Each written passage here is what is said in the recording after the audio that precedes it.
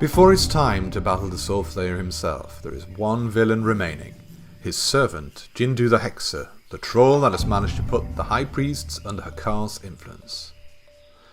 Jin'do's area is occupied by undead trolls and even some strange little known warlocks.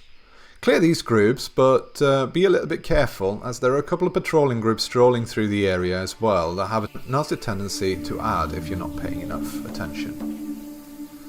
One noticeable landmark in this area is the Blood Pit, hosting a bunch of head-banging skeletons. Those skellies are on a pretty tight respawn timer, so even though they die very quickly, just leave them alone for now. One common tactic is to actually fight Jin'do in the pit. Since one of his mechanics is to teleport a random raid member into the pit, this can make it a little bit easier to keep whoever it is alive, and of course it's a lot easier for the person affected as they don't have to get reoriented and run back. We however found that we could conserve some healer mana when we were short of people by simply stationing a mage not too far from the pit and have them jump in killing the skellies as soon as someone got teleported.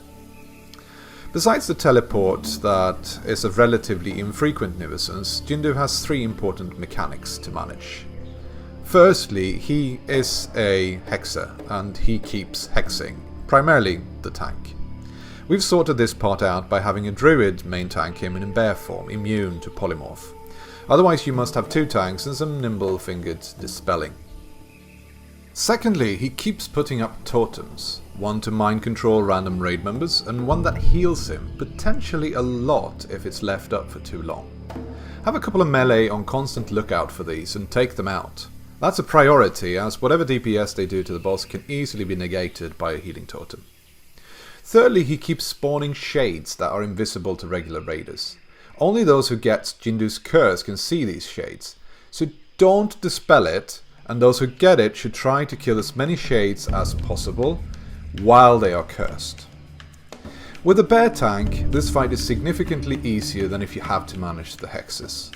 With them out of the way and a couple of quick rogues dealing with the totems, you should be able to deal with this otherwise quite tricky boss. Once Jin'do is down, you've now opened the way to the end boss himself. Hakar away.